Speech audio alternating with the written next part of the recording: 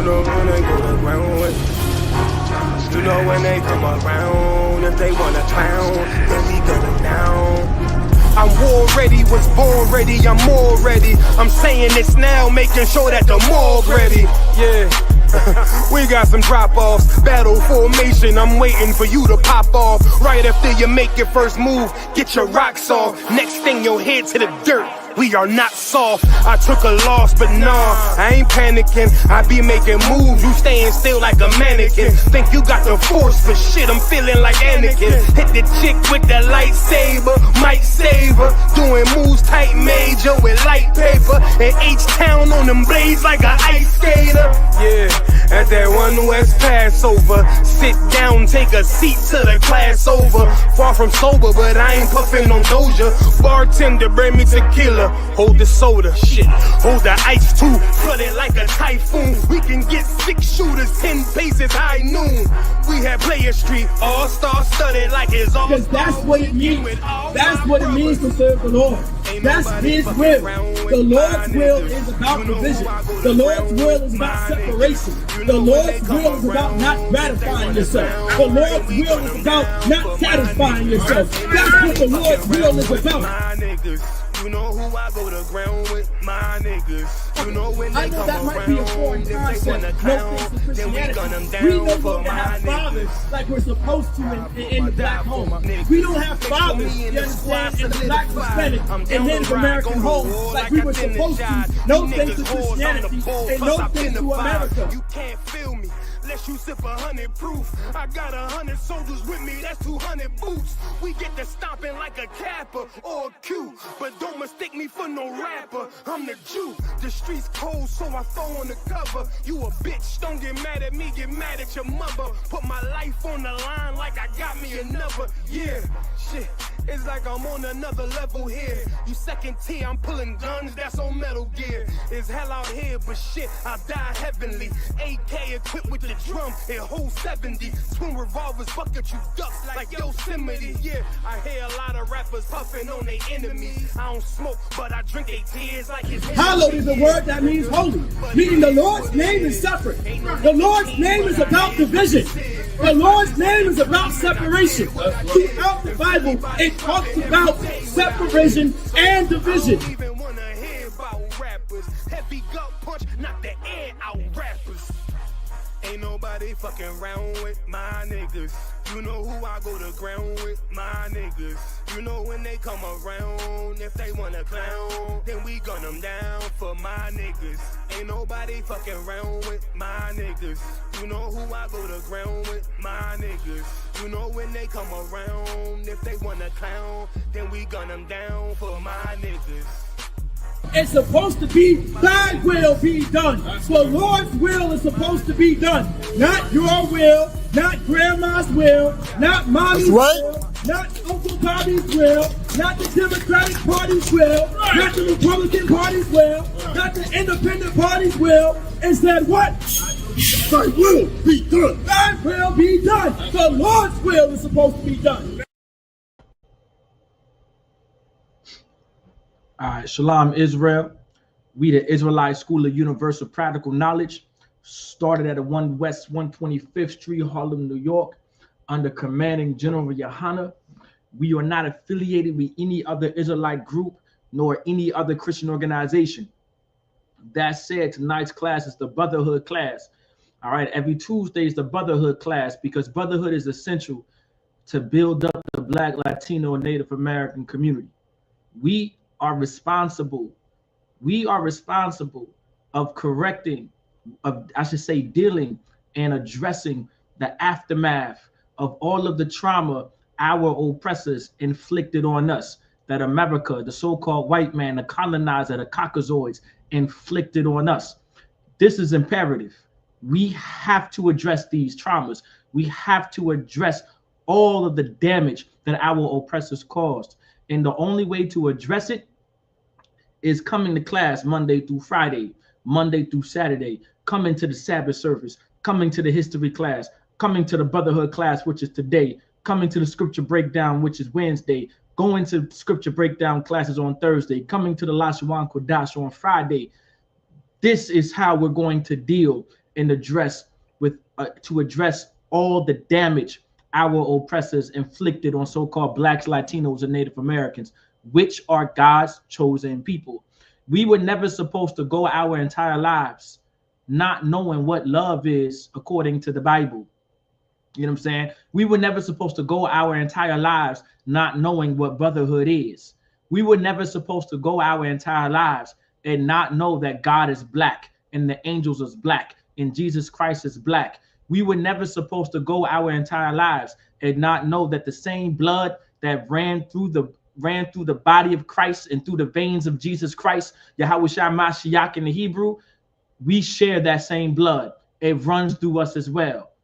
You understand? It ain't just being covered by the blood of Jesus like your pastors taught you and like your deacons taught you and like the ministers taught us and the evangelists taught us and what Big Mama taught us and the mother of the church taught us and the first lady taught us. It ain't none of that. I can do you better. We share the same blood of Jesus Christ if you're so-called Black, Latino, or Native American. A Mexican is family to Jesus Christ than any oppressor ever would. The Dominican, the Puerto Rican, the Colombian, the Cuban, the Peruvian are closer to kin to Jesus Christ, Yahushua Mashiach, than any colonizer would ever be. Now that's something important to understand. So for anyone else tuning in tonight's class, of course, I always start off of asking a few questions. My first question is, what is synonymous to brotherhood? Since tonight's class is a brotherhood class, what is synonymous to brotherhood?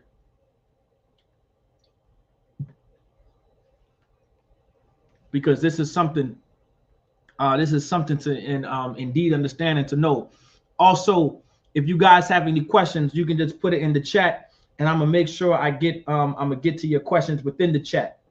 All right, and give the sister a hand. The sister says sisterhood. Give the sisters a hand so far. The sister says sisterhood. Brotherhood and sisterhood, they are synonymous with each other. They are the same. You can't have brotherhood without sisterhood, and you cannot have sisterhood without brotherhood. They are one and the same. When you open up this Bible, the Bible has brotherhood in every scripture and in every verse. When you're going into the Bible, when you open up the book of the Lord, you can see sisterhood in every scripture and every verse. I promise you, you can. You just have to find it. You just have to find it. You have to look real deep, and you'll be like, yeah, that's brotherhood. Oh, yeah, that's sisterhood. All right. And since we're using terms like brotherhood, and since we're using words and vocabulary like sisterhood, what is sisterhood? Right? What is brotherhood? What is sisterhood? So everybody in the class can know so far. What is brotherhood and what is sisterhood? You about to get to it. That's correct. Give the sisters a hand as well. Brotherhood and sisterhood is love. All right, just like what I was saying in the beginning of class. We were never supposed to go our entire lives. We were never supposed to go this long and not know what love is and what love actually looks like and what love feels like and what love hears like. Love is an action word, and love does have a feeling. Love does have, you can hear love and you can see love and you can feel love, right? But what if I told you, if I pose a question, what if I told you you've never felt love before? You've never heard love before, and you never saw love before. Because in the Christian church, they teach you love is nothing but a feeling. And the feeling that they teach you love comes within. It comes within your heart. And when they tell you it comes within your heart, they're talking about the organ, the heart that pumps blood and pumps blood throughout your body. When you go into the Bible, the heart, according to the Bible, is referring to your mind. But when you go to the Christian church and when you learn from your pastors and when you learn from the deacons and when you learn from the ministers and when you learn from your evangelists, and you learn from your popes, and you learn from your imams, if you go to mosque every Friday, they'll tell you your heart is within in relation to the organ that pumps blood throughout your body. Well, I'm gonna teach you tonight that love does have a feeling, but it ain't the feeling that the Christian church taught you. And you can actually see love, and you can actually hear what love looks like and what love actually is. We were never supposed to go our entire lives and not know what love actually is, and what it looks like, and what it feels like, and what it sounds like. We were never supposed to go this long. We went far too long. And love, according to the Bible, is what? That's my final question. Because love isn't what you think it is. Love isn't what you feel it is. Love isn't what you say it is. Love isn't what your pastors told you. Love isn't what your preachers told you. Love isn't what your deacons and bishops and them told you, or your deacons told you. All right, and the ministers and them evangelists. Don't listen to them when it comes to love, because they don't know what love is.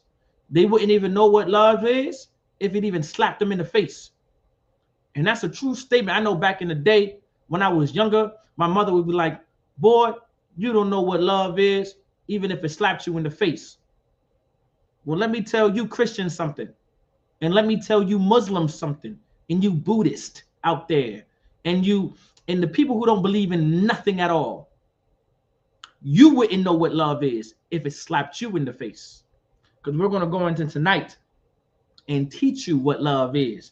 Now it says love. Give your sisters a hand, right? Love is keeping the laws of God. If you go to 1 John chapter 5, verse 3, it will tell you what love is. For this is the love of God. For this is the love of God, that we keep his commandments. And his commandments are not grievous. For this is the love of God, meaning this, the Lord is going to explain to you what love is. For this is the love of God. The kind of love that we are to have is the love of God.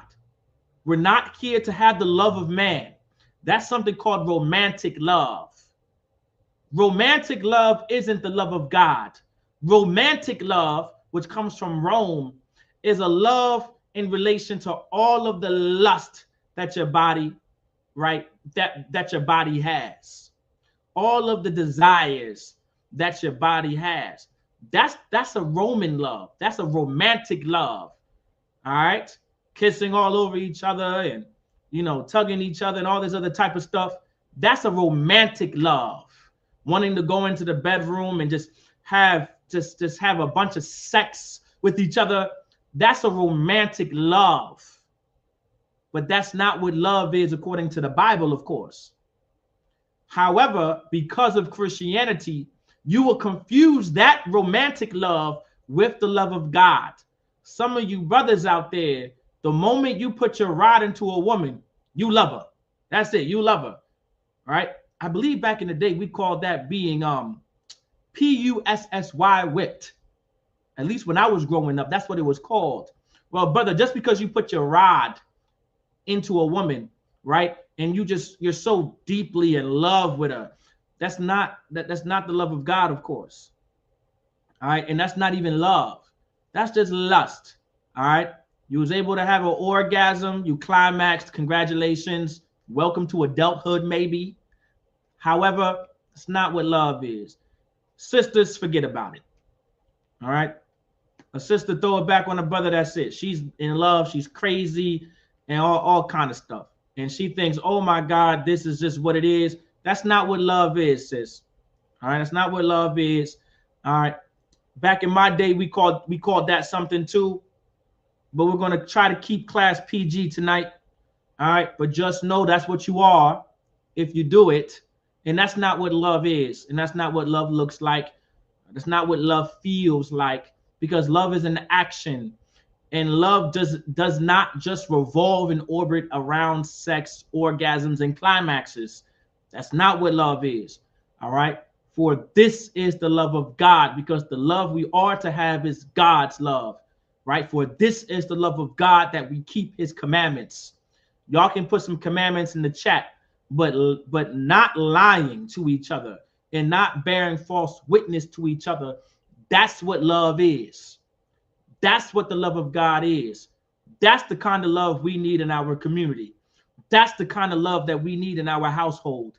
That's the kind of love that we need in our homes. That's the kind of love we need in our neighborhoods. That's the kind of love that we need in our cities. That's the kind of love that we need.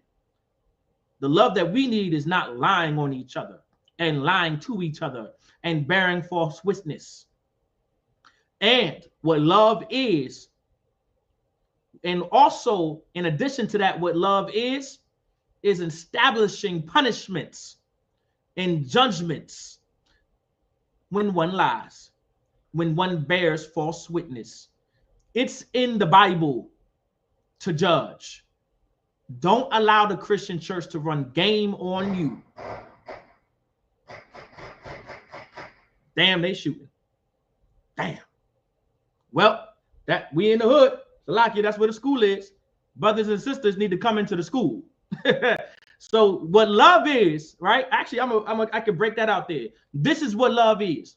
Love is not unaliving each other and knowing how to treat each other, right? Knowing how to deal with each other. There's so much violence and so much evil in the Black, Latino, and Native American community. We should not be shooting at each other and unaliving each other the way that we are. We are not supposed to be living life this way. Love is not envying. Love is not envying your oppressor. Love is not wanting to be like your oppressors or being like the colonizer and being like the Caucasoids and being like the so-called white man, which is Adawam, Edom, Esau, Idumea, the most disgusting man to ever walk on the face of the earth. We were never supposed to fashion ourselves after him. We were never supposed to live life like him. We were never supposed to think and make decisions like him. We were never supposed to love like him. Love to him is being a gangster. You understand? Joining the mafia, pumping the trunk on people, being like the Bonanos and the Colombos, and being like the Genovese and the Gambinos and the Lukis. Those were crime families that were established in America, in New York City, that spread into Chicago, that spread into Detroit, that spread all the way down into Norfolk, and spread into Baltimore, and spread into DC, and spread into Jacksonville, all the way to Miami, spread all the way west. You understand? In Compton, in the LA, in Vegas. It spread all the way into your Dallas, Texas, your Houstons, your San Antonios, and also your Memphis, Tennessees, your Nashvilles. Like that gang culture spread so far.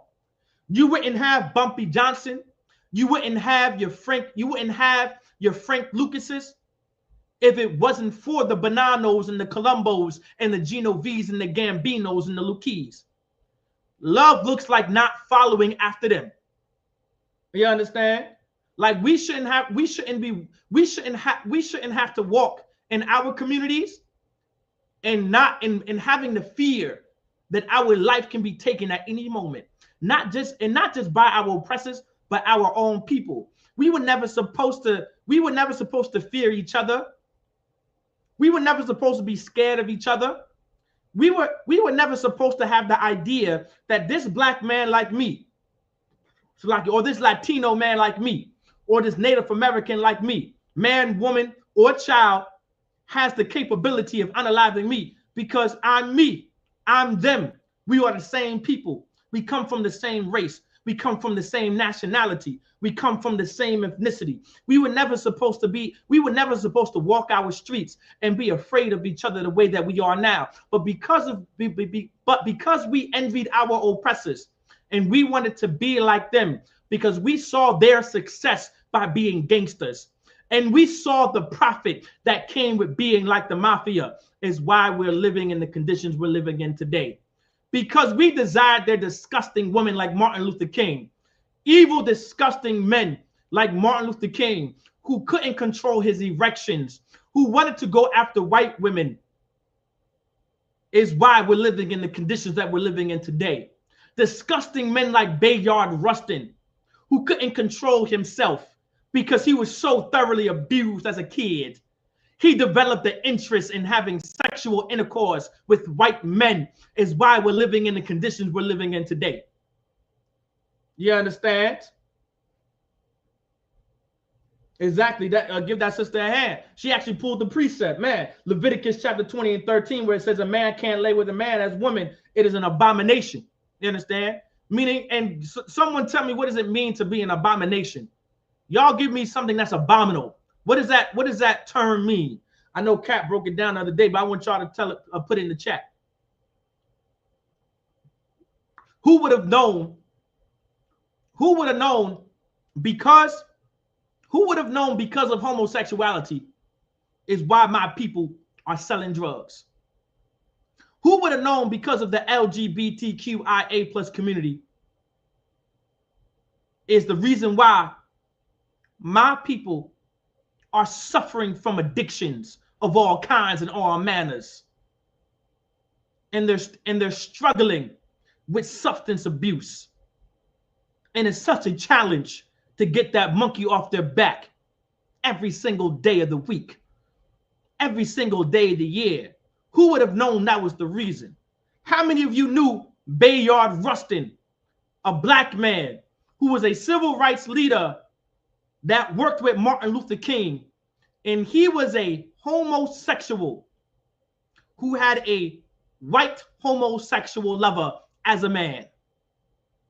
And he taught Martin Luther King non-violence. Love looks like going against that. Love looks like renouncing Bayard Rustin. Love looks like renouncing Martin Luther King when it comes to his integration and his interracial marriaging. That's what love looks like. It's such a repulsive behavior. It's repugnant. And the Lord said it, for this is the love of God, that we keep his commandments, and his commandments are not grievous. It's not hard. It's not difficult to learn how to behave in a way that's acceptable of the Most High. It's not hard to behave in a way where you don't come to the conclusion that you have to unalive your brother or you have to unalive your sister, and you got to put 3 in the dome and 3 in the stomach, and then send him back home to his mother, riddled with bullets. And now his mother's crying, his father in tears, little sister, little brother just crying, saying, I'm never going to get my brother back. Our lives were never supposed to be that way.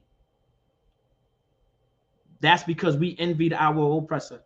That's because of the Christian church teaching the Christian church did not teach us what love actually is.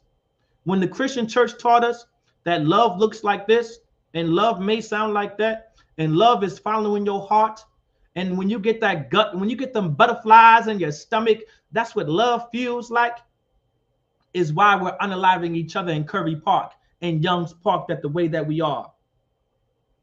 Absolutely horrible. Give the sister a hand. Sister Hadassah said disgust and hatred. All right, disgust and hatred for what? Go ahead and finish that out. Disgust and hatred of what?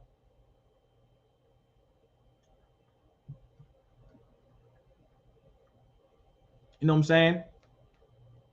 Disgust and hatred for what? Because that's something that we need to hear, man. Only if y'all were in physical class tonight.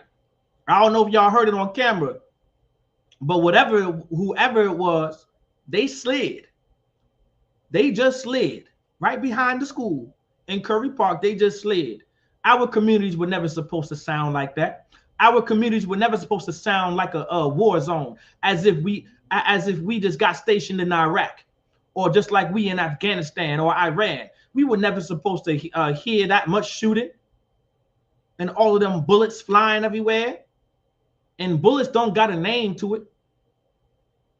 You might as well listen. A lot of these brothers out here, They're not trained shooters. They're not trained to hit their target. A lot of these brothers and sisters out here, they're not being trained to hit a target or to take responsibility if they hit the wrong target. They up and leave, and it takes 2 to 3 months for the officers to finally find the culprit. You know what I'm saying? Like, our communities were never supposed to be full of all of this evil the way that it is. But if we refuse to keep the commandments if we continue to refuse to keep the commandments of God, then all of this evil is going to continue to be in our cities. It starts with separating from Christianity. It starts with separating from Islam. Islam was introduced to blacks and Latinos and Native Americans by a white man, by an oppressor. You learned that from Officer Yaquab yesterday in the history class. I don't know if y'all knew that, but Fard Muhammad was a white man, and he taught Elijah Muhammad, and Elijah Muhammad taught Malcolm X, and eventually Louis Farrakhan came into the picture. And then after that, a lot of Muslims broke out of the NOI and started their own factions of Islam, like them Philly Muslims did. And then out of them, you got the 5% nation, the nations of gods and earth. And they started their own version of Islam. All of this came from a white man. Everything leads back to some disgusting oppressor. We really have to start questioning if it's coming from a white man, and if it's coming from a white woman, right? A colonizer man, a colonizer woman. We may have to really sit back and think like, should I accept it? If you see a white person do it, you should question yourself if you should do it too. If a white man is saying it, I question it just in case. If I'm like, a white man said that. I may not want to say that. I may not want. Or a white woman said that. I may not want to say that. I may not want to repeat that. You want to do your research before you repeat what they say. Just be careful. That's how we should be living, because these people are not to be trusted. For this is the love of God, that we keep his commandments, and his commandments are not grievous, meaning it's not hard. It's not difficult it's not difficult to behave in a way that's acceptable of God. But what is hard is dealing with the horrible consequences that come with disobeying God and refusing to keep his commandments, that refused when it comes with refusing to keep his laws. All right.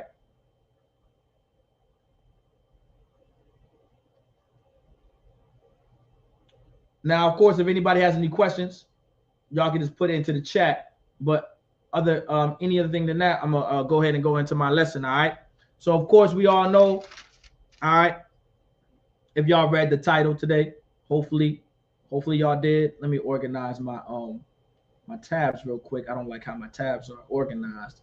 All right, but we're gonna go over Satan is in the midst. All right, because Satan is in the midst of our thoughts. Satan is in the midst of our minds.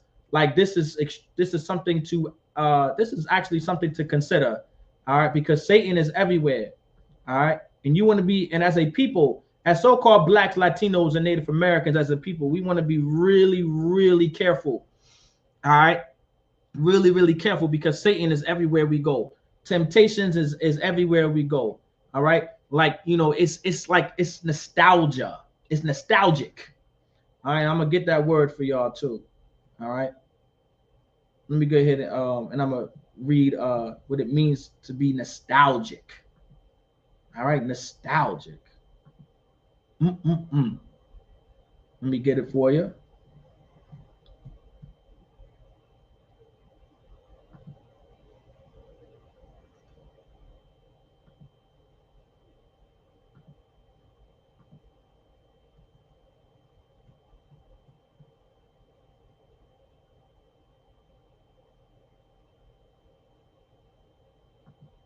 All right, because nostalgic comes from the word nostalgia. There we go. So nostalgia. I'm gonna read definition 1. A sad pleasure experienced and recalling what no longer exists. All right. Meaning a wishful or sentimental yearning for a return to, or the return of some real or romanticized past period of some irrecoverable past condition or setting. So when it comes to Sister Tazarai, Salakia, Mashalamka. Okay, shalom, sis. Shalom ya Tawab, the water. So nostalgia. All right, to be nostalgic. Our people suffer from, when you come into this truth, all right, you're going to possibly suffer from something called nostalgia. All right, your past life will cause you to be nostalgic, and you're always going to want to reminisce about it and talk about it to the point where it's like you really, really want to go back. All right, and that's when you know Satan is in the midst. All right, and so I'm gonna go. All right, I'm gonna get a scripture. All right, it's in Genesis.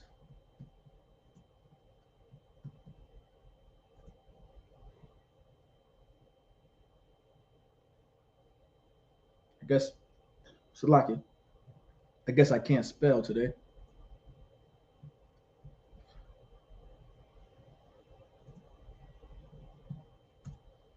It's somewhere in the book of Genesis. Let's go to Genesis chapter 19, verse 26.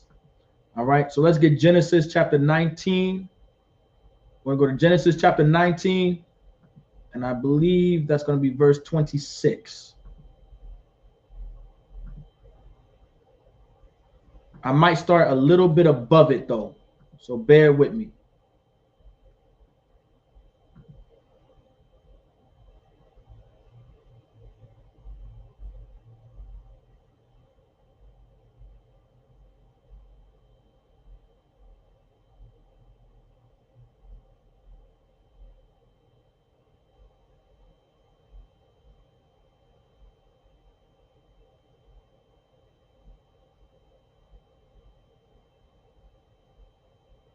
I'm probably going to go up a few tastes.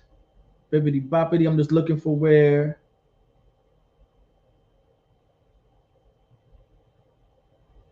Let me see.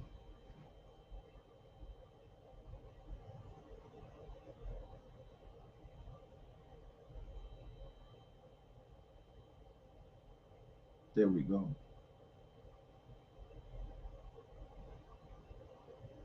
Yeah, we're going to start at verse. We're going to start at verse 13. Genesis chapter 19, verse 13. I think I'm going to start there. I kind of want to start at verse 1. Yeah, I mean, I guess I got time.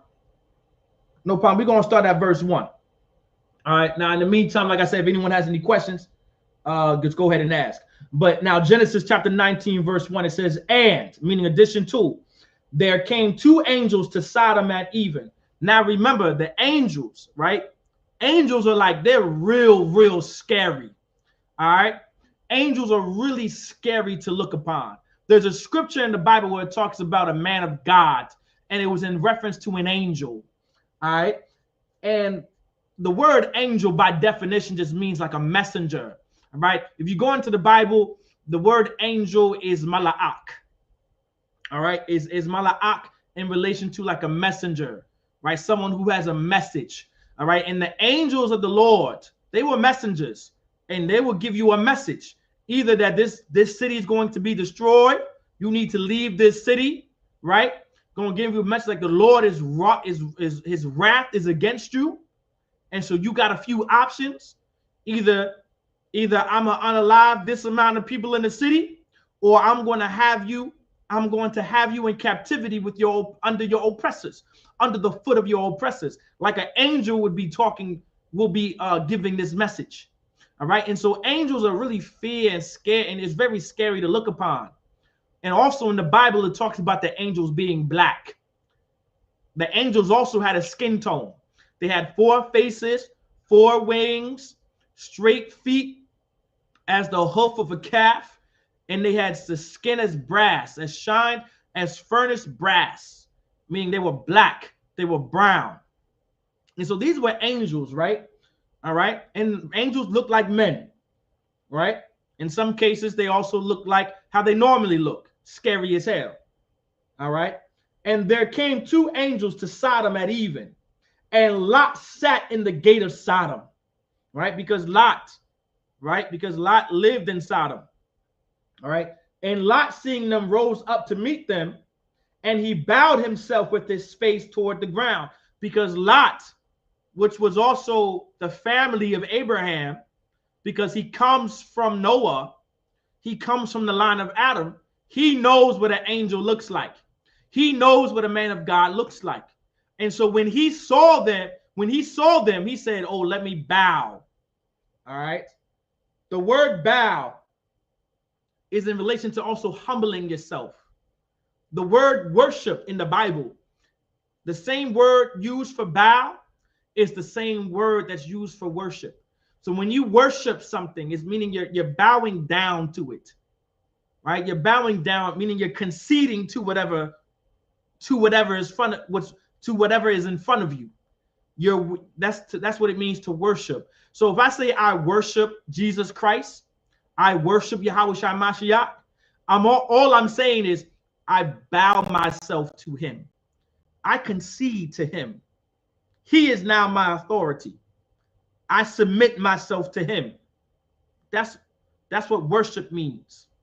Worship doesn't mean you go to church every Sunday and you sing a bunch of songs and you're dancing.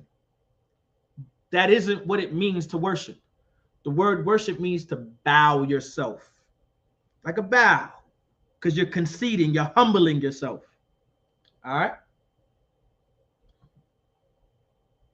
Verse 2, and he said, behold, now, my lords.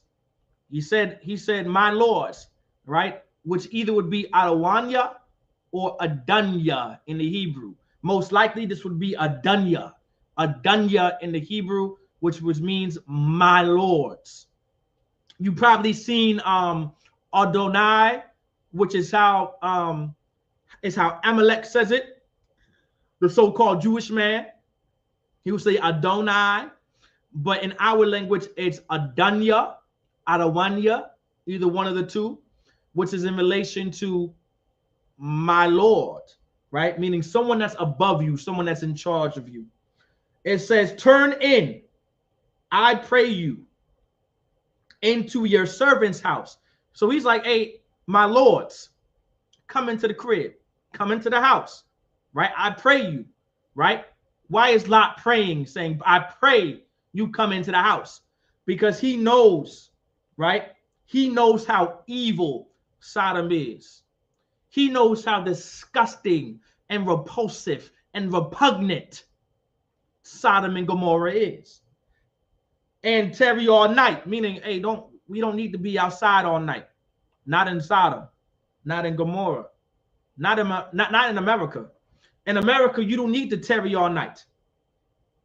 And it says, and wash your feet, meaning I'm going to take care of you, right? I'm going to show some hospitality. And ye shall rise up early and go on your ways. And so after I'm done catering to you, my lords, and showing my utmost respect and hospitality, when I invite you into my home, then the next day you can wake up early and you can be on your way wherever you must go. And they said, nay, but we will abide in the street all night. So the Lord was like, nah, we good. We want to be outside. All right. Verse 3, right? Now, Genesis 19:3. And it says, and he pressed upon them greatly. So he put on the pressure. He was like, nah, man, we gotta go. Like we gotta go. We can't be here for long. We gotta keep going. All right. And they turned in unto him and entered into his house. So he applied the pressure, and the angel said, you know what? All right, no sweat. We coming in. And he made them a feast and did bake unleavened bread, and they did eat. Now, unleavened bread right? Like I've said before in other classes, the feast of unleavened bread is in relation to the Passover, right? Meaning we didn't have the time to put yeast or any leavening agent in our bread in order for it to rise. And so we just made it regular, meaning bread that does not rise. Unleavened bread is bread that does not rise. So the feast of unleavened bread is to honor the fact that our brothers, our sisters, our forefathers and foremothers, right, were not able to rise the bread while the Lord was destroying Egypt and getting the Israelites out of Egypt. However, creating unleavened bread was always a tradition of our people, right? For an example, right here, Lot made the angels. He made his Lord's bread, and they ate it. Verse 4, but, meaning rather, before they lay down, right? So before they was able to take it in and call it a night, kick their feet up and go to bed, the men of the city, even the men of Sodom, so the men of the city, even the men of Sodom, all right, compassed the house round. So the men of Sodom, they surrounded Lot's house, both old and young. So they were old men, right, and young men. All right. Now the term old and young, that's relative. All right. There's no real age, but whatever you want to consider old, they were there. Whatever you want to consider young, they were there. All right. All the people from every quarter. So for every quarter of the city, right? Every man was there. Verse 5. And they called unto Lot. They was like, hey, yo, Lot. They was knocking, hey, yo, Lot. That's what they were doing, right? And said unto him, where are the men which came into thee this night? So where are the men which came into thee this night? So he's like, hey, yo, those men that we saw, where they at? The ones that came into your house, the ones that you invited in your house earlier, where they at?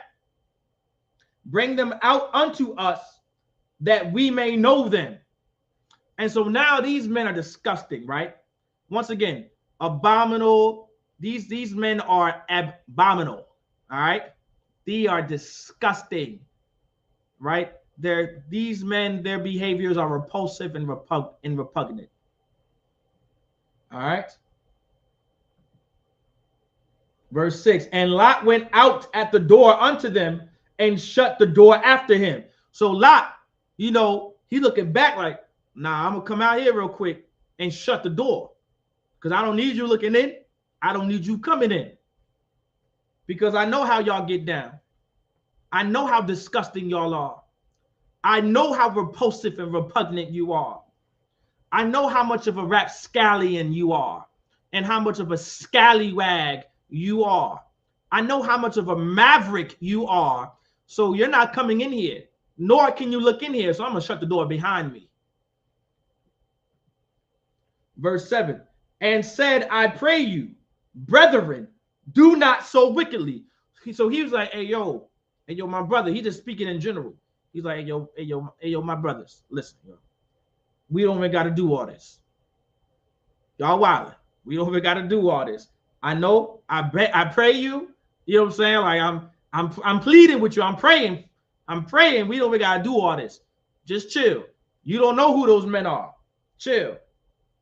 You don't want to do wickedly with those men.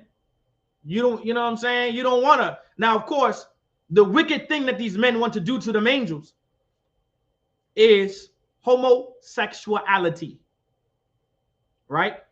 Which is, of course, a behavior that does not exhibit love.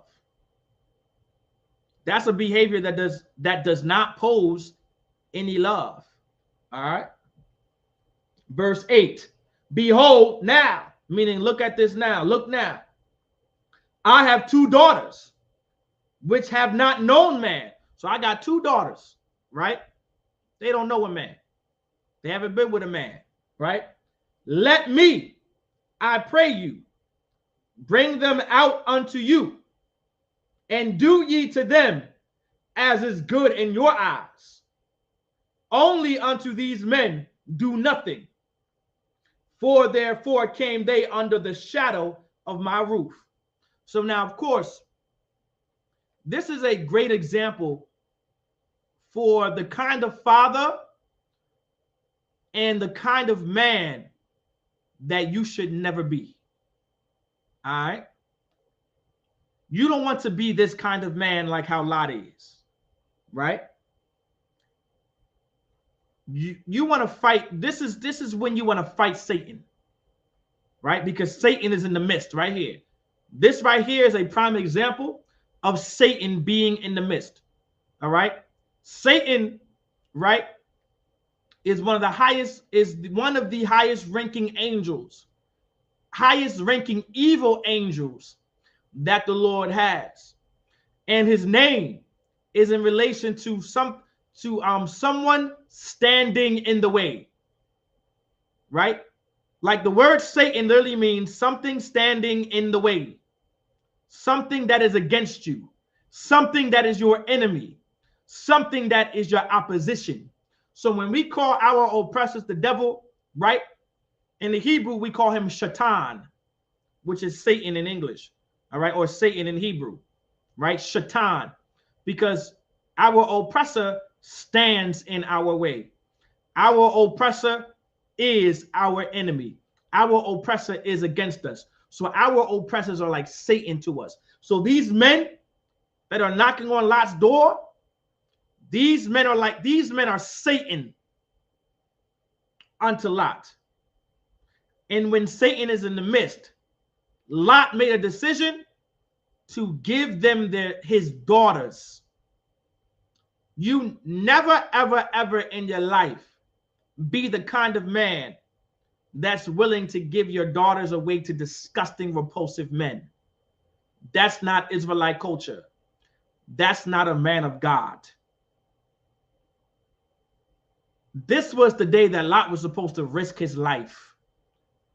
This was the day that Lot was supposed to stand up as a real man of God, like his cousin, right? I mean, like his uncle Abraham would have done, and went to war with these men. Abraham was a warrior. Abraham knew how to go to war. Abraham had a whole army camped outside of Sodom and Gomorrah. Not in Sodom or Gomorrah, but outside of Sodom and Gomorrah. Right? And so here we are. Lot is like, hey, yo, my brethren, y'all wildin'. Y'all need to get a grip on life. Here's my daughters. Don't be that kind of brother. All right. Verse 9. And they said, stand back. And they said again, this one fellow came into sojourn. I mean, there's a fellow in there, right, that journeyed into your home. And he will needs be a judge. All right. Now, will we deal worse with thee than with them? And they pressed sore upon the man, even Lot, and came near to break the door. So that's how disgusting their lust was. Like homosexuality is such an aggressive, repulsive, repugnant behavior. All right? It's so aggressive. All right? It's so dominant. It's disgusting. It's very forceful. That's why if you noticed, even in today in 2025, a lot of the members in the LGBTQIA plus community, they're real aggressive and real dominant. They're real forceful. And the reason why is because they were forced upon. There was a man or a woman aggressor that was mad aggressive with them. Extremely, egregiously, immensely aggressive with them. To the point where I would hate to go into detail. And they were just terrible, horrible things done to them. And that's why they are the way that they are. Well, these men too in Sodom and Gomorrah, to the point where they were willing to try and break down the door. Like Satan is indeed in the midst right here. Verse 10, but the men put forth their hand, right, and pulled Lot into the house to them and shut the door. So the men, meaning referring to the angels, right, took Lot and pulled him through the door, because those men out there in Sodom and Gomorrah was about to do terrible things to Lot too. Verse 11, and they smote the men that were at the door of the house with blindness, both small and great, so that they wearied themselves to find the door. So what these angels did was, right, with the power of the Lord, with the power of the Most High God, they were blinded. They were like, yo, where's this door that we were just trying to bust down? Where's it at? And they couldn't find the door anymore, and they just gave up. That was it. They wearied themselves to find the door. That's it. Verse 12, and the men said unto Lot, hast thou here any besides son-in-law, and thy sons, and thy daughters, and whatsoever thou hast in the city, bring them out of this place. So these messengers of the Lord, which are called angels, are asking Lot, do you have anything here besides what I see right here? Do you have any family, son-in-law, brother-in-law, mother-in-law, sister, daughter, niece, and nephews? If you got them, let them know that y'all got to get out of here. Verse 13, for we will destroy this place, because the cry of them is waxing great before the face of the Most High, and the Most High have sent us to destroy it. Listen, when something becomes so wicked, and when something becomes so evil, the Lord is going to destroy it. Don't think for a second the Lord isn't going to destroy something that's evil. America is one of the most evil places to exist in our time, and the Lord is going to destroy it. America has done so much evil on this earth. America has done so much evil to the entire planet. When I say America, I'm also talking about the so-called white man. Like these so-called Europeans, the so-called white man, Edom, Adawam, Esau, Idumea, they've done so much wickedness and so much evil to the entire planet, to the lands, to the people, especially to God's chosen people, which are so-called blacks and Latinos and Native Americans. And they've done so much evil that the Lord has to do something. The Lord must do something, just like what he did in Sodom and Gomorrah. The Lord is going to tear down America, the white man's kingdom, the white man's power, just like he did Sodom and Gomorrah. It's such an evil thing to take a people and ship them across the Atlantic with no food, no water, forcing them to defecate on themselves and each other, forcing them to leak period blood on each other, which created a catalyst for diseases for our people, our ancestors, to get sick on those ships. And then when they made it to land, they sold them on auction blocks and treated these people, our ancestors, like absolute pieces of garbage and trash. And we were not human to these people. We were not men or women or children to these people. We were property. We were nothing but a commodity. And even to this day, we are nothing but the wares of America. This is something to understand if you're so-called Black, Latino, Native American. It's such an evil thing that the so-called white man has done to God's chosen people, which are the Blacks and the Latinos and the Native Americans. So evil that once slavery was quote unquote abolished, they made it their one priority to put Blacks, Latinos, and Native Americans back on them plantations by ratifying the 13th Amendment. Neither slavery nor involuntary servitude, except it be a punishment for a crime, shall exist in the United States of America. It's such a terrible thing what these men, these terrible, disgusting, repulsive, repugnant white men and women have done to so-called Blacks, Latinos, and Native Americans. And because it was and because slavery can only be a crime, can be a punishment for a crime, they came together at their meetings, in their roundtables, in their conventions, in their symposiums, and said, we must make these people into criminals.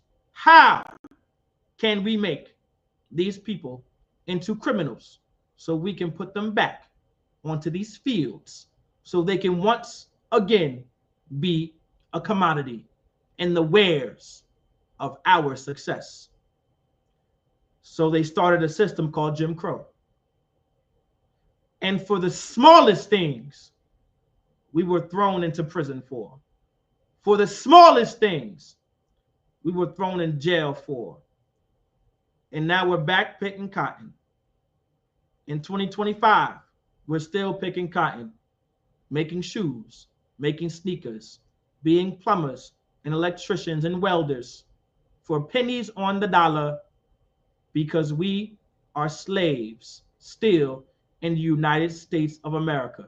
It's such an evil thing that these people have done to so-called Blacks, Latinos, and Native Americans, to the point where you can't even imagine, and there's not a class long enough to explain all of the wickedness and the evil our oppressors have done. How can we make these people into criminals?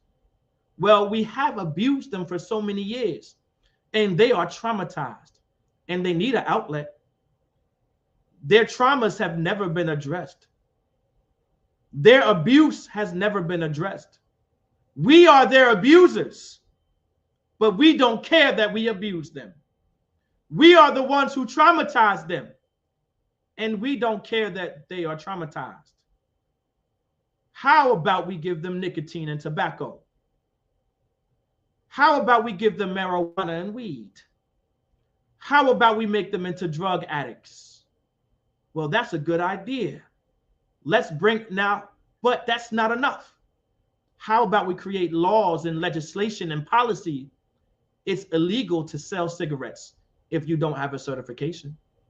Let's make it illegal to possess marijuana, the very drug that's going to take the edge off, because we abuse them and we traumatize them.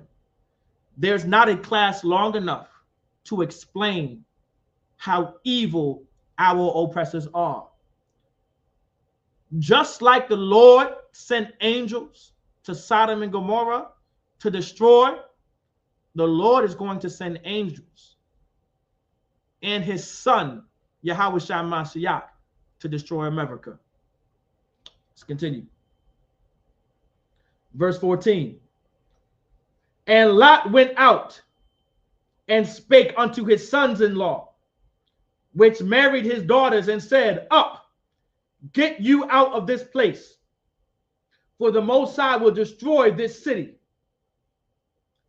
But he seemed as one that mocked unto his sons-in-law, meaning the sons-in-law took Lot as a joke. These men were not going to listen to Lot. His sons-in-laws and his daughters, they were not going to listen to their father-in-law. They weren't going to listen, right, to their father. Keep in mind, let this also be a lesson. Let this be a lesson, because this is also Satan in the midst. All right?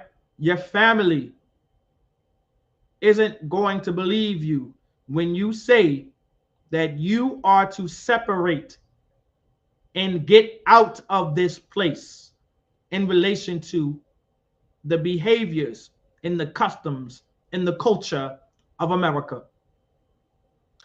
Just like Lot, when he went to his son-in-laws and his daughters and said, get up, get you out of this place, is no different when the priests and the prophets of the Lord and the sisters of the Lord in the Israelite school of universal practical knowledge says, separate from your oppressors and stop celebrating their holidays, and don't celebrate their Christmas, and don't celebrate their New Year's. They're going to look at you as if you are one to be mocked. They're not going to believe you. They're not going to want to listen to you because they want to celebrate Christmas. Because in Sodom and Gomorrah, just like in America, Christmas never fills their belly. Christmas allows them to be insatiable, never to be satisfied. These are a people who are never satisfied. You want to celebrate Christmas because you are okay with never being satisfied. You're a greedy bastard who wants to indulge in every lust these terrible, disgusting men and women give you. That's why you want to celebrate Christmas. You get to go to Christmas parties, and you get to have all the glorious sex you could ever imagine, and all of the orgies you could ever imagine. That's why you celebrate Christmas. Some of you brothers and sisters out there say, well, I celebrate Christmas because it's for the kids. No, it's not. Christmas has never been about the kids. Christmas has been about all of the alcohol and all the drugs and all the sex you can have on December 25th, and you feel no guilt about it because it's Christmas. It's the holly jolly season. This is the one day that I can have all of my fun and all of my desires taken care of because it's Christmas. It was never about the kids. It has always been about your erections and your throbbing clits. Excuse my language. It has always been about that. That's Christmas. Christmas comes from an ancient feast in Rome, right? Well, Christmas is a syncretic holiday, all right? It's more synchronistic than anything. Synchronism. I mean, it has multiple customs and religions, beliefs in one. One of the beliefs is the feast, an ancient feast of Saturnalia, a feast where Romans would come together. It was like a 7-week feast, a 7-day feast, 8-day feast, I believe. I can't remember the amount of days. I think it started December 16th and it ended on the 24th. It was for the celebration of the winter solstice. And they would have a bunch of parties, a bunch of gatherings, a bunch of festivals. And what involved these festivals were alcohol, drugs, and of course, you know it, a bunch of sex. And not just any kind of sex, but the repulsive sex and the most repugnant and disgusting, abominable sex you can ever think of. For an example, they would have a punch bowl at the Feast of Saturnalia, and they would spike the punch bowl. So whoever drinks this punch, they could take advantage of. Don't believe me? You can just look this up on Google.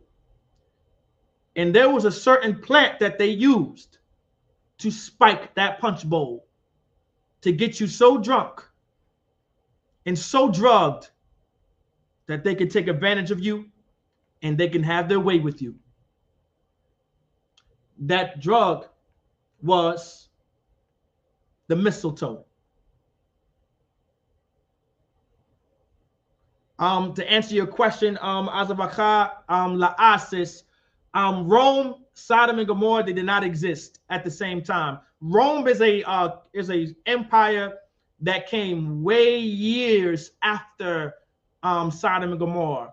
Sodom and Gomorrah was a city where these were cities before before the Israelites was a nation.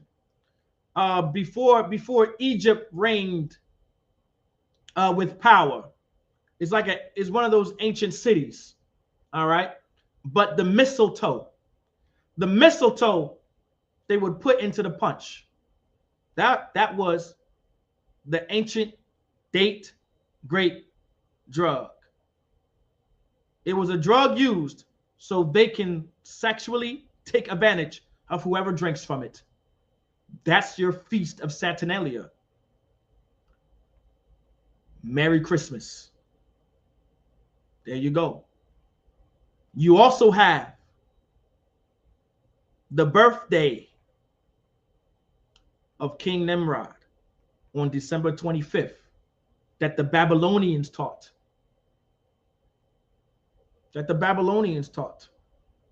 We're telling our people to get you out of this place. You want to get out of celebrating Christmas because it's the birthday of King Nimrod, a Babylonian king who was made a god by his mother, Semiramis. And she taught the Babylonian people that when her son died, his spirit went into the evergreen tree, a pine tree, a tree that never dies, and it keeps its bristles, it keeps its leaves, it keeps its color no matter what season it is. And she made it a decree for her people, and she made it a law for her people that every December 25th you must go into the woods and cut down a tree, and you must fasten it down with nails in your house, and you must deck it with silver and gold, and you must sing to it, because my son loves songs and his soul is in that tree. So you must sing to it. And there's a bigger tree that you must come to that's going to be in the middle of the city. Just like there's always a Christmas tree in the middle of every city that you can take your kids to. Mommy, Daddy, I want to go see the lights this year. So you go take them downtown Norfolk, downtown Portsmouth, downtown Richmond, so you can see the Christmas light show. Well, in times past, in Babylon, there was a Christmas light show in relation to celebrating the birthday of King Nimrod. And you had to come to this tree on December 25th that was decked with silver and gold. And you had to give it a gift, because my son, oh, my sweet son, loves gifts. So you have to give this tree gifts. And if you don't give this tree gifts, then it's off with your head. And I'm going to take your head and I'm going to hang it on this tree so everyone can see that you must give my son his gifts, because, oh, my baby boy loves his gifts. That's Christmas. That's the truth behind Christmas. And when his mother died, the people made her the star on top of the tree. Semiramis, the star of Semiramis. You can look this up. It's all over the internet. All right. This is real information, nothing that I made up.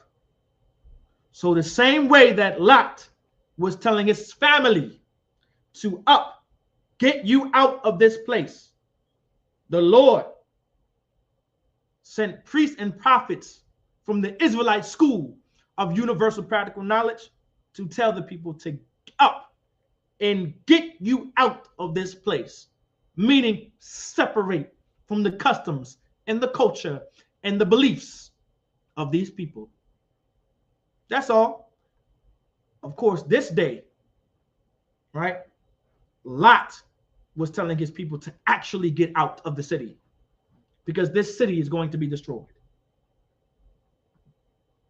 Verse 15, and when the morning arose, then the angels hastened Lot, saying, arise, take thy wife and thy 2 daughters, which are here, lest thou be consumed in the iniquity of the city.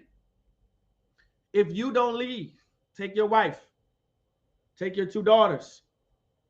These are the only ones that are going to leave with you. Take them and leave, unless you're just going to become collateral damage. You're just going to become collateral damage to the destruction that the Lord sent to Sodom and Gomorrah.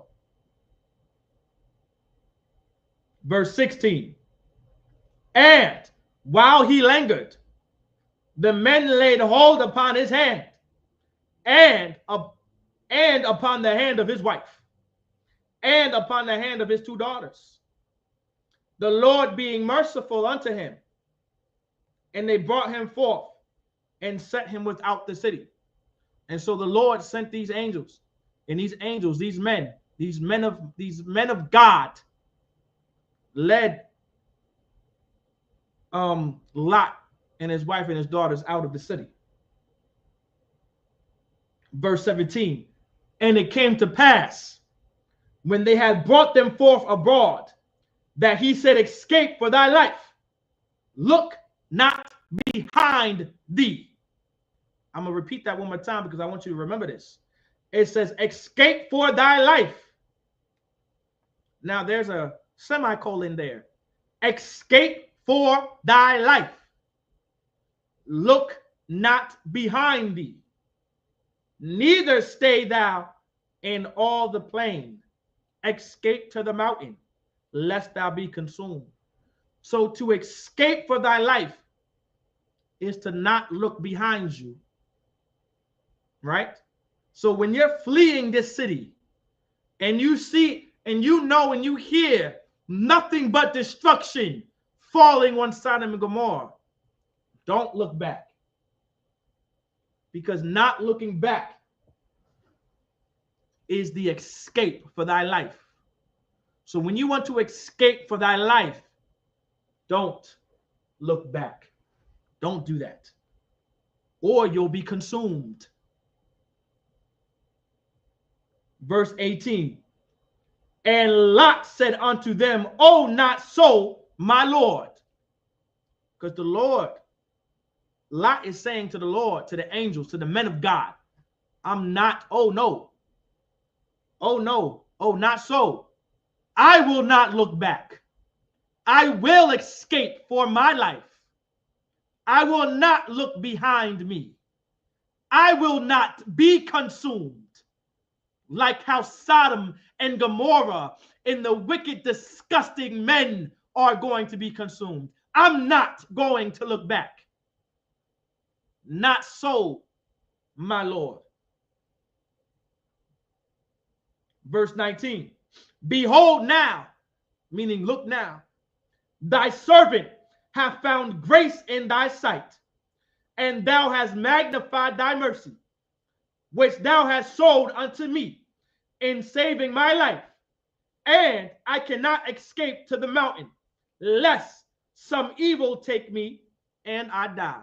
So Lot is saying, listen, I found grace in the sight of the Lord, and his mercy, meaning an imprisonment rather than death, was magnified on this day by saving my life. I cannot escape to the mountain lest some evil happen to me.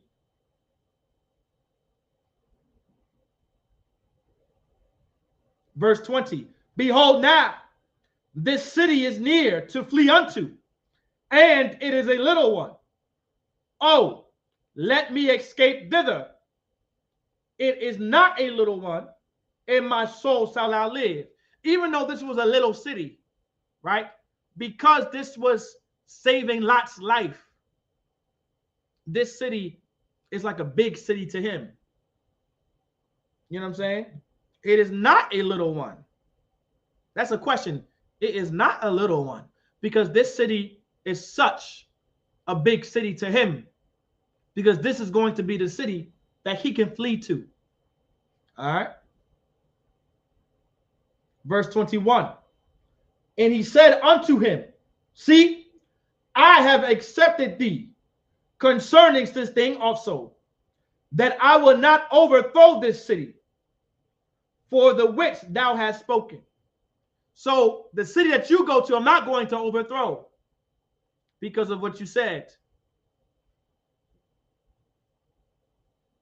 Verse 22. Haste thee, escape thither, for I cannot do anything till thou be come thither.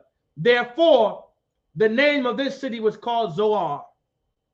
All right, so Zoar was the city that was such a little city, but really a big city, because this was going to be the city that Lot and his family was going to flee to. Verse 23, the sun was risen upon the earth when Lot entered into Zoar. All right.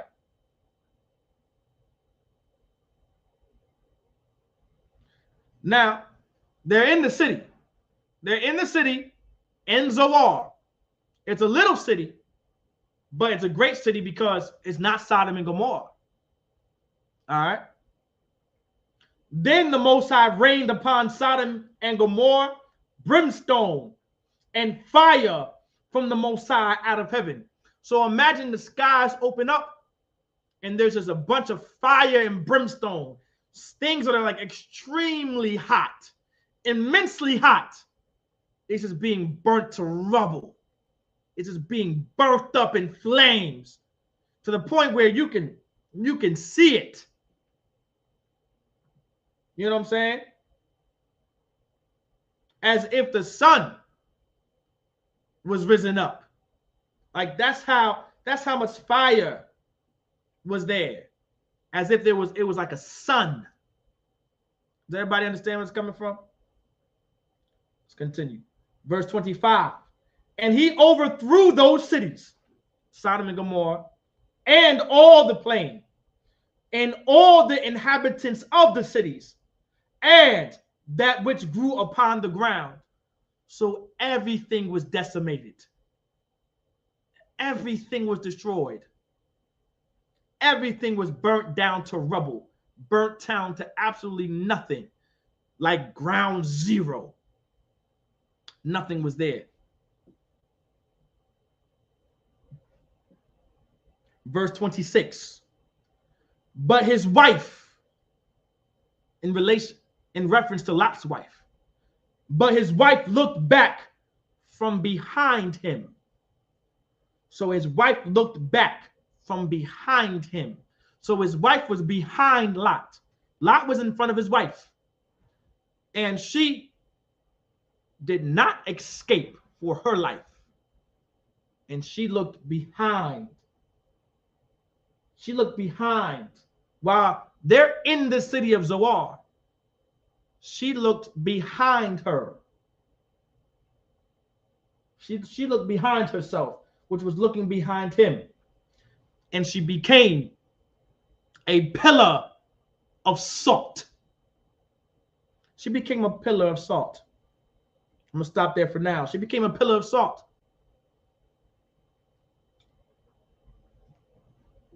All right. So now she became a pillar of salt. This is what you don't want to do. Becoming a pillar of salt is your life being consumed. How do I know? Because we read it in verses before where it says, don't let this evil consume you. Lest this consumes you. The wickedness that the Lord, the destruction and the ruin that the Lord is sending to Sodom and Gomorrah consume you as well. You want to escape for thy life and don't look behind you. Turning back is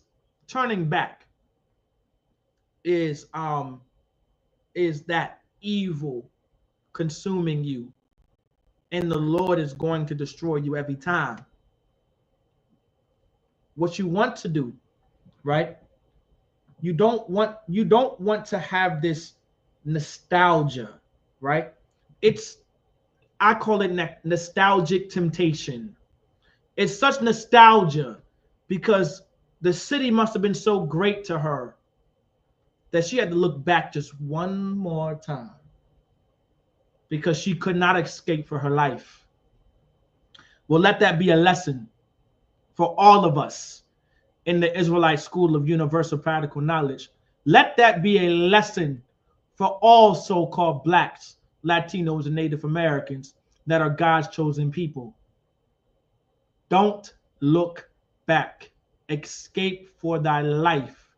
Don't be consumed by evil. Don't fight your nostalgia. That nostalgic temptation that you want, it could be anything. It could be the sex you used to have. It could be the weed you used to smoke, the drugs you abused, whatever it may be, the tattoos you loved getting because you just needed ink therapy because that pain was so riveting and so pleasurable that you have to go once a month to get a tattoo on you because you've been abused and you've been traumatized. Don't look back. That gospel music, get rid of that gospel music you want to listen to every Sunday. Monday through Sunday, don't listen to any Kirk Franklin. Don't listen to any Hezekiah Walker. Don't listen to any Marvin Sapp. Don't listen to anything in relation to that Christian gospel music. Escape for thy life. I know it's nostalgia, so nostalgic, but it can consume you and it can ruin your life. Our oppressors planted churches on every corner, in every Eastern Star in Messianic church on every corner, and he planted every mosque on every corner, in every Greek fraternity, in every Greek sorority, on every corner, just so you can look back and not escape for thy life. It's there so it can ruin you. It's there so it can destroy you. If the white man put it there, if the colonizer planted it there, then it may not be for good. You want to have the mindset that if the white man is giving it to me, it may not be all good. There's a hidden agenda behind this mosque. There's a hidden agenda behind this church. There's a hidden agenda behind going to church every Sunday. And the preacher telling me God loves everybody. God knows your heart. God understands your situation. What God has in store for you is for you. God got a blessing coming. God got a blessing coming. There may be a hidden agenda behind there. I pray that all of you understand. Nobody's perfect. We all fall short of the glory of God. there may be a hidden agenda behind those policies. I mean, behind those beliefs, behind that doctrine, behind those teachings. You may want to be aware of it. The Bible says to renounce the hidden things of dishonesty. That's what the Lord said. Let's get James.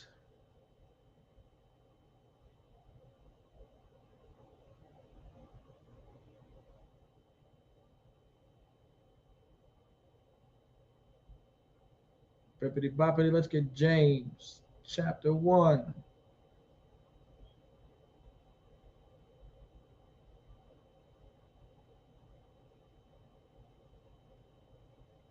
And let's go to verse bippity boppity. Let's go to James chapter 1, verse 1. Now, this is in the book of James. All right. This is in the book of James, chapter 1, verse 1. Now, the book of James is in the New Testament. All right. The book of James is in the New Testament. And it says, James, a servant of God. All right. So James, this was a servant of God and of the Lord Jesus Christ. If Jesus Christ was God, it wouldn't have to say and, meaning addition to, of the Lord Jesus Christ. If Jesus Christ was God. To the 12 tribes which are scattered abroad, greeting. To the 12 tribes which are scattered abroad. Oh my. In the New Testament, it's talking to the Israelites. It's not talking to everybody. Ooh-wee. What a miraculous finding. Verse 2. James chapter 1, verse 2. My brethren, right? My brethren, count it all joy when ye fall into divers temptations. Right? Count it all joy when ye fall into divers temptations. Now, what are divers temptations? Divers temptations is in relation to all the temptations of the world, all of the lust, right? All of the temptations you can think of. Remember, our oppressors filled and flooded our communities with a bunch of temptation. Our communities are full of temptation. That could be pornography. That could be a bunch of orgies, homosexuality and lesbianism, drugs like marijuana, crack, heroin, like in pills, like your Molly's, your Percocets, right? Drug dealing is a temptation because it gets you what you want. Money, because money gets you what you desire, which could possibly be something evil. So drug dealing can be a temptation, right? Like I said, there's temptations everywhere. Alcohol, even though the Lord said there's nothing wrong with a drink of alcohol, but alcohol can be evil to you. It could be a terrible temptation for you. I mean, a diverse temptation for you, because when you drink alcohol, you become an abuser. When you drink alcohol, you become a terrible piece of trash that nobody wouldn't want to pick up because you drink alcohol. When you drink alcohol, you become something so terrible nobody wants to be around you. So you may want to stay away from alcohol. That's a diverse temptation. Sometimes alcohol makes you the worst slut at the party.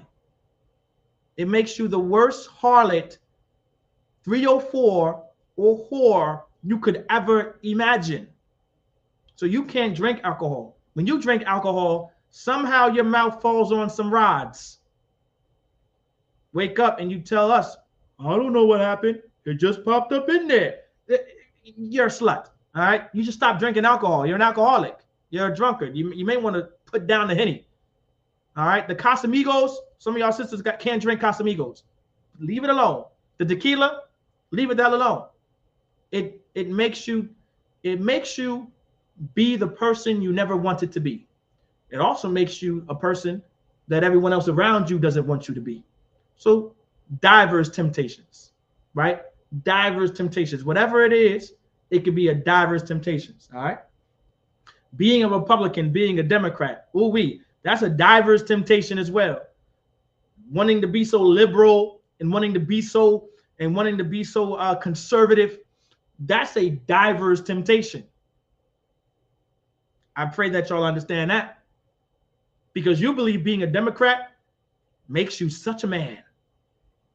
Being a Democrat makes you so liberal. It makes you above everybody else. It makes you look like you're so prestigious and you're just number one. You're just so a part of American society. You think by being a Democrat, it makes you believe that you're actually doing something for black people, for Latinos, for Native Americans. It's a diverse temptation. It's a diverse lust. Don't be a Democrat. Being a Democrat does nothing for you. It does nothing for the community. It just makes you feel like you belong. It makes you feel like I've been invited to the white cookout.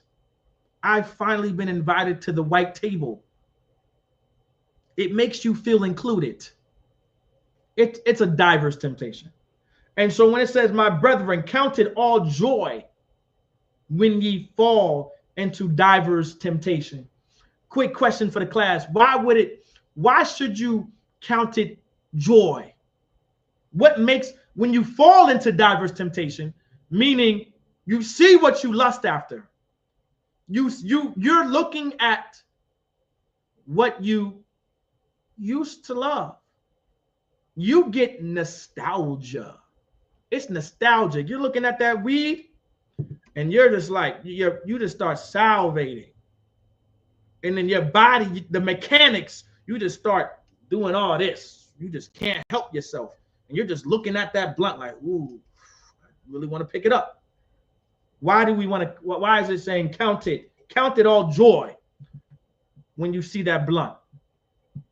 When you see that weed, when you see the heroin, when you see the pills, you get a bit of nostalgia. Why is that? When you're going through the internet and you see all the 304s naked shaking their tail, and it tempts you to go out there looking for one, right? Why does it say count it all joy when that happens?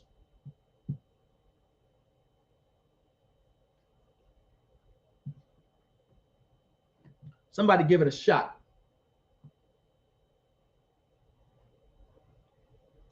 It says, my brethren, count it all joy when ye fall into diverse temptation.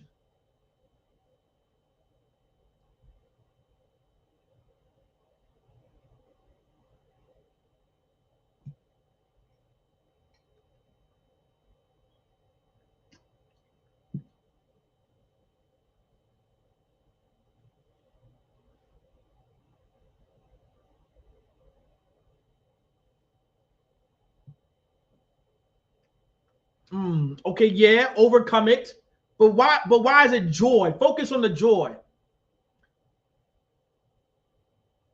It's like a subliminal suggestion. Okay, but why is it joy? Like, think of it. Why is it joyful? Like it's saying, when you fall into diverse temptation, count it as joy. So I'm gonna say it backwards because old English can be kind of confusing. It says, count it all joy when ye fall into diverse temptations. So the Lord is saying, right, when you fall in temptation, in diverse temptation, count it as joy. Like, be happy about it. Be joyful about it. Why does the Lord want you to be happy about it? Why does the Lord want you to be joyful about it? I want you guys to focus on joy. Why does the Lord want you to be joyful about it? Because if you think about it this way, then yes, you can overcome. Right? If you see this as a subliminal suggestion, then you'll be able to overcome this subliminal suggestion. Why should you count it as joy?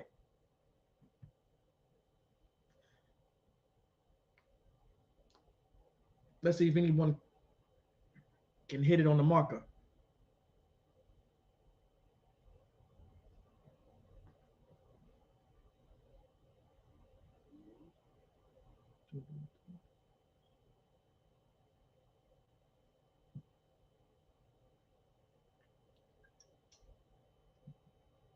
We're in James chapter 1, verse 2. Give the sister Hadassah a hand, right? Because it's because you didn't give in. The sister said because you didn't give in.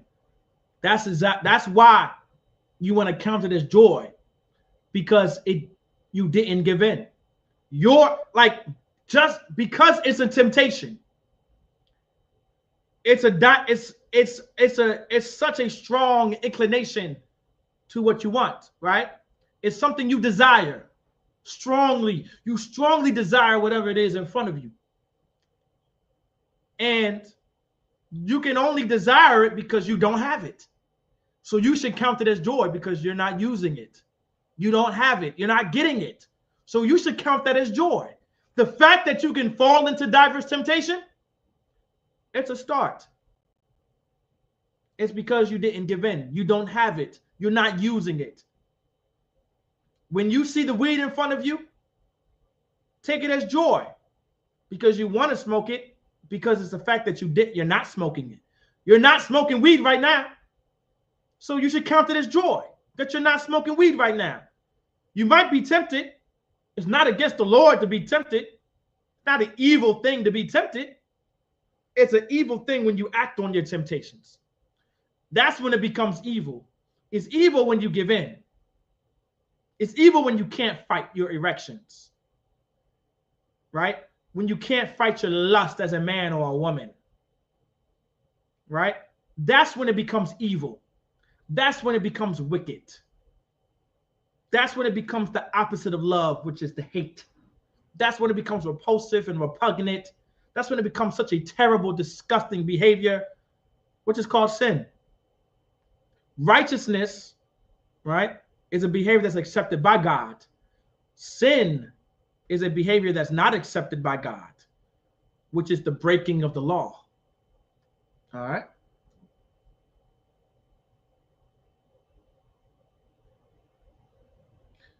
Knowing, now verse 3, James chapter 1, verse 3, knowing this, that the trying of your faith worketh patience. It says that the trying of your faith worketh patience. The trying of your faith. What is our faith? Anybody want to give it a shot? What is our faith? I'm going to give it to y'all, of course, because I want to continue through the lesson. But also, if you guys have any questions, of course, y'all can just put it into the chat. It says, the trying of your faith, our faith, is keeping God's laws, statutes, and commandments. Statutes and commandments. That is our faith. In every single day in America, your faith is going to be tried. Because America wants your faith to be tried. America wants your faith to be broken. America doesn't want you to stand on your faith as so-called blacks, Latinos, and Native Americans. Because once you stand on your faith, once you stand on the faith of God, which is keeping his laws, his statutes, and his commandments, his empire will collapse. He would have to go back to the drawing board and find a way to ruin you and to destroy you. However, the Lord will stop him from destroying us if we keep his laws, if we keep his statutes, if we keep his commandments, if we stand on our faith. Like I brought out earlier, when the 13th Amendment was ratified, neither slavery nor involuntary servitude, except it be a punishment for a crime, shall exist in the United States of America. They ratified the 13th Amendment. So years later, they can have conventions and meetings and roundtables and symposiums on how to put you back on them plantations. So they can have their roundtables and meetings on how they can make you into a criminal, so they can punish you with slavery, because their entire mission was to find a way to put you back on them fields. Our oppressors don't want us to be free like the Lord wants us to be free. And to be free is to keep the laws of God. To be free is to fall into diverse temptation and for our faith to be tried and we overcome it.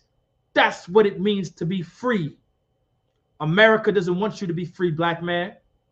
If you're so-called black, Latino, or Native American, as a man, woman, or child, just know the Lord does not want you to be free.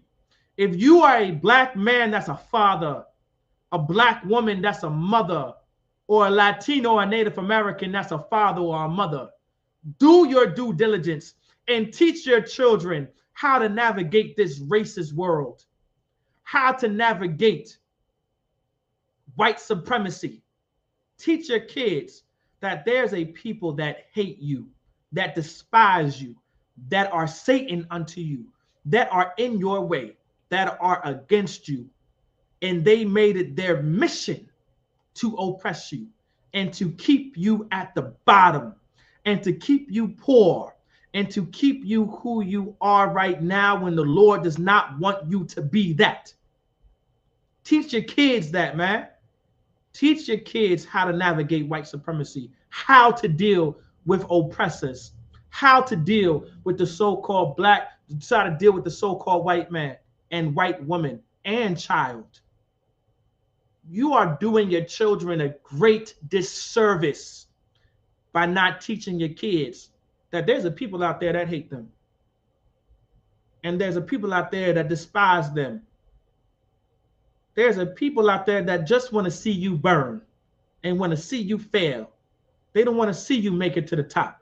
They don't want to see you with any kind of power, because they know once you get power, their power gets destroyed. When you get that authority, that's when they know their empire is soon coming to an end. Teach your kids. Teach your kids how to navigate this world. Facilitate ways in your home how to teaching your children how to deal with the so-called white man. These people are having roundtables and symposiums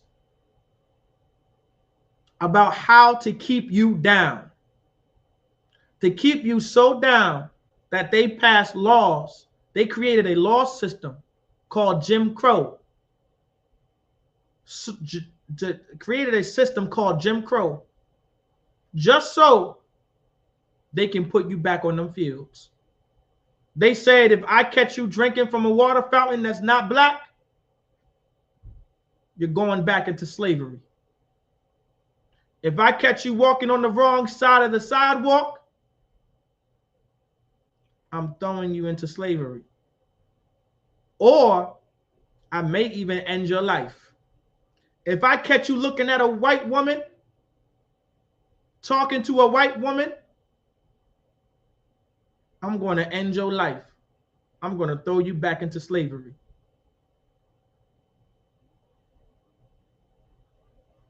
You understand? If I catch you laughing in public, if I catch you not putting your your laughters in a laughing barrel because it's illegal for you to laugh in public and to smile and be happy, I'm going to throw you back into slavery, or I may take your life. But that wasn't enough. That wasn't enough for our oppressors. Eventually, they got rid of Jim Crow. Eventually, they got rid of Jim Crow. But there were still rights that we did not have. And he gave us those rights. And when he gave us those rights, because of our leaders, we did not see how those rights that were given to us were one of the worst things that could ever been given to us. The right to vote. Voting doesn't fix anything.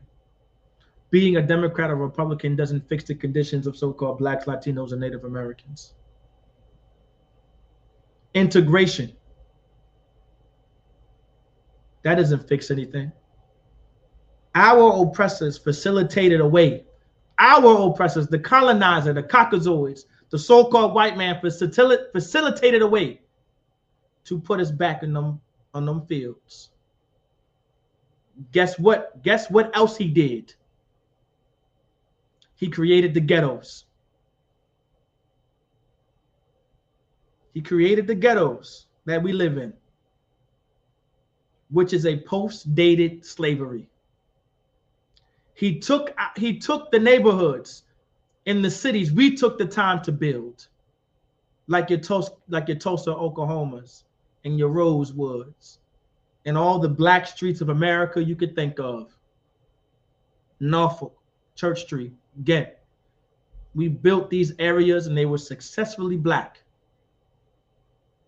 And he saw how successful it was. And he saw that if they continue to be successful, we won't be able to put him back in them fields. We won't be able to charge him with a felony or a misdemeanor so we can put him in jail and prison so he can get back in them fields and be a commodity and continue to be the wares of America. So they passed the Highway Act and they built highways through our cities that we built, which divided our communities.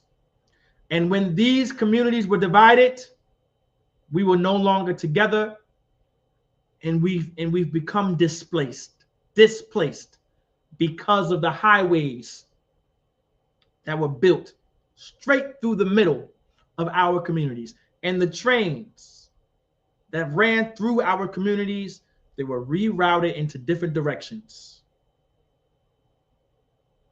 and rebuilt elsewhere, because he saw that if they get too successful, they won't be the criminals that we need them to be, because we want them back on them fields. We want them onto them plantations. We want them slaves again like they already are. Then they rob us of our resources, and they defunded our schools, and they take away the funding from our cities by using a system called redlining, and our communities fall into poverty. And then the CIA pushed drugs into our communities and made our people into pushermen and made our sons into drug dealers and out to be addicts. And then integration comes along, and we take all of our money and spend it with them. And so now just a bunch of money is flowing out of our communities, and all of our resources are plummeting and being dragged out of our communities. In addition to that, we become drug dealers and drug addicts and prostitutes and 304s. Now what? Now our cities become abandoned and they look abandoned. They look like they need to be rebuilt. They look like the slums. And so what does our oppressors do? Right? They slum clear our cities. Well, this is considered the slums now. Well, we have a program called Urban Renewal Housing. And so we have some urban renewal projects coming up. We're going to take you out of this complex and we're going to move you to this new complex here. And then some of y'all can move into this complex over here. And then some of y'all can move in this complex over there. And now we become further displaced and divided from each other. And more resources get dragged out. And now we're living in extreme poverty. And now we're learning, and now we learn new behaviors that are terrible for our people to learn. We already have gangsters now because we learned from the mafia. We also have prostitutes now more than ever because we learned from white women. Then you have the feminist movement, which made prostitution acceptable and not so much frowned upon, that now in 2025, everyone is doing it, and it's called leveling up. All right. Moving to, and then I guess eventually moving to Atlanta to make it seem like you leveled up. Now here we are. And now they pass legislation and policies and laws on how, of course, you can't be a 304. You can't be a drug dealer. You can't have this amount of narcotics on you. You can't have this amount of drugs on you. This is, now you have mandatory minimums, harder on crime. Here we are, right? Getting a bunch of time, accumulating nothing but felonies and misdemeanors because their entire mission was to put you back onto them fields, to get you back on them plantations. It says, knowing this, that the trying of your faith worketh patience. We must stand on our faith because this is the patience that's required to fix our people. This is the patience that's required to fix so-called Blacks, Latinos, and Native Americans. This is a must. Fight your nostalgia. Fight your temptations. Fight your lust. Fight your desires. Because that is your faith. And count it as joy that you're not tempted. Christmas is coming up soon. Don't celebrate it. All right. New Year's is coming up soon. Don't celebrate it. What's that other holiday? Kwanzaa. Kwanzaa is coming up soon. Don't celebrate it. I know, well, I'm just doing it for no. Just fight. Let's fight it. All right. Well, I think that's almost it on my time. All right. I'm gonna wrap it up. I'm gonna read these announcements. The water for y'all time tonight. All right. If you guys have any questions too, make sure y'all bring your questions to tomorrow's class, which is the scripture breakdown. All right. Let's see. All right. So ISUPK security announcements. We are the ISUPK, started at 1 West 125th Street, Harlem, New York. Rule for new brothers and sisters. When a new brother or sister comes to the school, they are off limits for 1 year. They are to be saluted only. They are here to shed themselves to the world.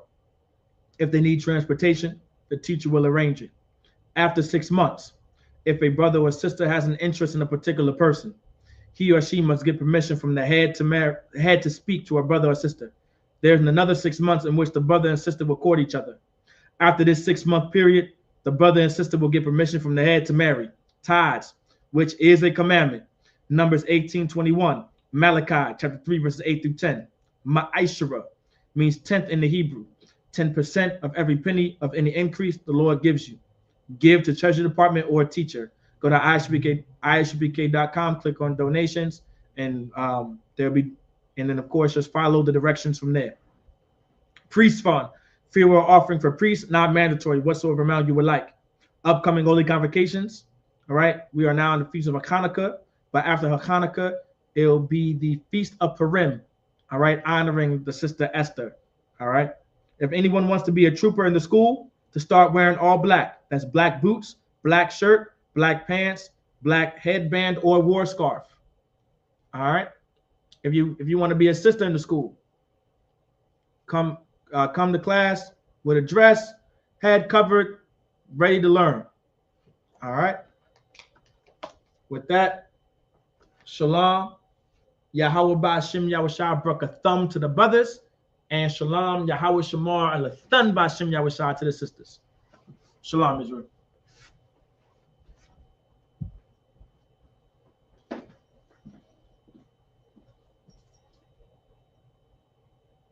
Shalom, Israel. It's that time again.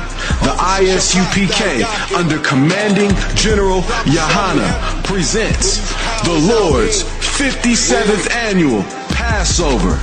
That's right, the Lord's 57th Annual Passover, April 4th, 2026, in Houston, Texas. All black Hispanics and Native Americans are commanded to observe the Lord's Passover. This will be the biggest Passover to date. You do not want to miss this. Fresh lamb, fresh wine, and bitter herbs as commanded by the Most High. Only $200 per person ages 17 and up. The biggest event of the year. There is only one Passover, and it's under Commanding General Yahana. See you there, Israel. Shalom. Nobody else there to compare to. Train for war, men of war, and warlike apparel. Prefer our leaders, can't get between us. Watch where you stepping.